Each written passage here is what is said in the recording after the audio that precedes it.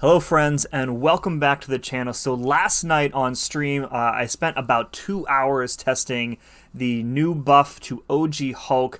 If you missed the stream, I'll pop a link to it up in the corner of the screen there so you can give it a watch. So all in all, I was really surprised not only by how strong they made him, but that they actually kept his ability to keep his opponent stun locked.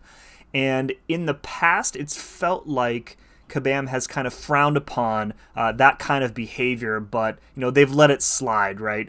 So it's pretty wild to me that they intentionally built this kind of mechanic into a character buff. One of the things I said on stream last night repeatedly is that all of the buffed abilities, everything that I showed from the champion spotlight, it's all subject to change. And the more that I thought about it after the stream, discussed it with a few other folks in the CCP, the more I think that he is very likely to be adjusted before he hits the live server. So today I wanted to spend a few minutes and talk about what I think are the 3 changes that I would make to the buff before it goes live. So the first thing that I want to talk about is the Degen Resistance, which in my opinion, it feels completely worthless right now. When you consider everything else that's going on in his kit, this part of it seems like it was just like tacked on as an afterthought.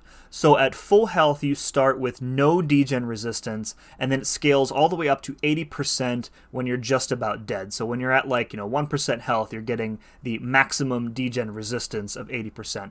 And the reason I said it's pretty much worthless is because since it's only capped at 80%, it's not reliable for any fight in which you need to prevent or really mitigate Degen damage. You're still going to die, you're just going to die more slowly than you would have before. Much of buffed Hulk's kit is kind of centered around playing him at low health. The lower his health gets, the higher his attack rating gets, the higher chance you get to gain Fury passives when you hit the opponent.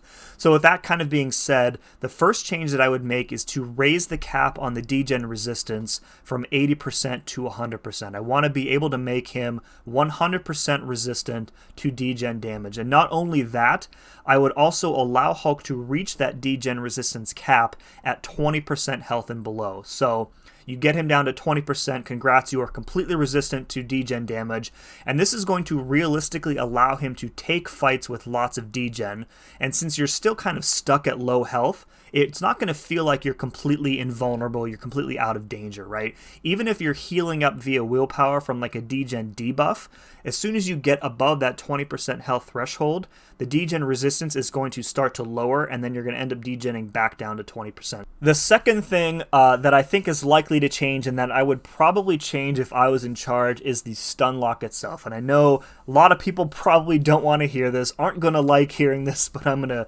say it anyway. So Hulk's damage at rank 3, we did test him a little bit at rank 4.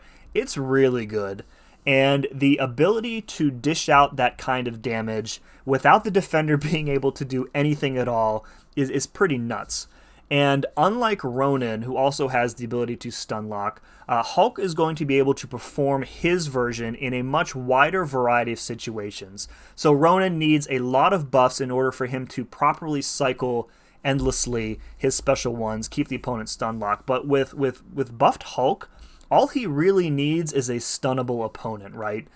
And as it reads right now, the initial stun in the stun lock rotation is going to be 8 seconds if you do it properly. So the initial stun from the special one is 4 seconds, and then it becomes 8 seconds if you execute that special one while he's in Gamma Rage. And then from there, each subsequent stun is reduced by 40%.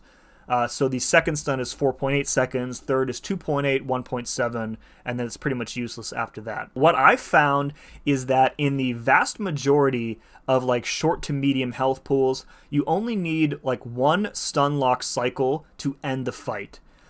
Now in Battlegrounds and Alliance War, a lot of folks are going to be running Max Limber, so that's going to really mitigate his ability to stun lock repeatedly, right? So Max Limber reduces stun debuffs by 48%, so right off the bat, you have completely halved that initial stun duration from 8 seconds to just over 4, and then from there it's going to keep going down. The problem here is that if you reduce the stun duration, the initial stun duration at all, to account for how busted it is in questing, you're more or less completely removing the ability for him to perform a stun lock in any sort of PvP content, right? Because of max limber. And I thought a lot about how you could balance the stun lock for use in questing without completely destroying it in war and battlegrounds. And I gotta be honest, I have a solution, and I'm not really sure it's a very good one. I think that the initial stun duration needs to be reduced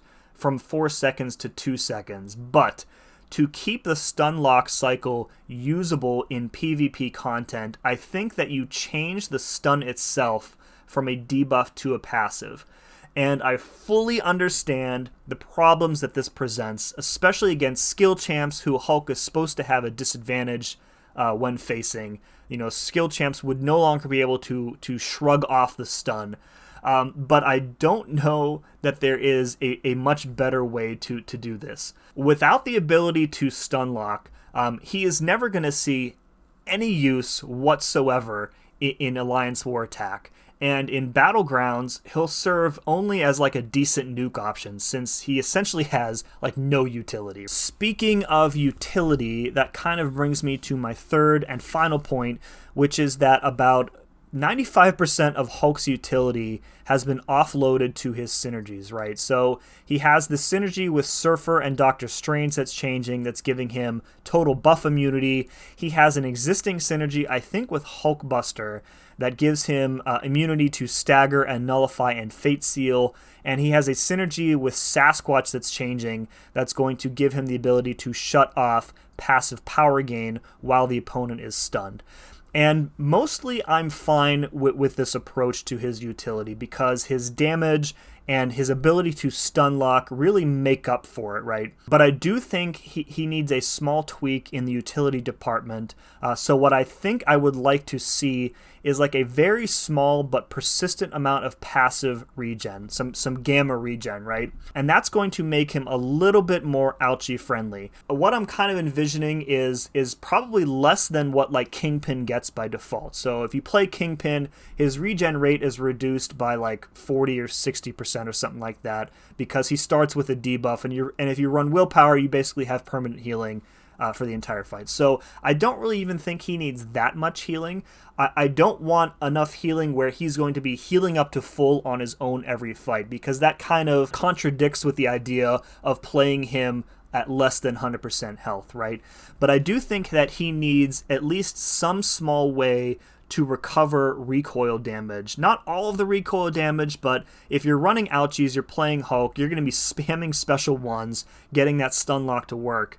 And you're going to be taking a lot of recoil damage. So if he had at least some way to recover a portion of that damage every fight, I think that would be pretty valuable for him. Right, so that's all I have to say about that. Folks, let me know what you think about everything I've said here. If you agree, disagree, either way, let me know in the comments below right after you click that like button. Don't forget to subscribe so you don't miss out on future content. And as always, thank you very much for watching. We'll see you again next time.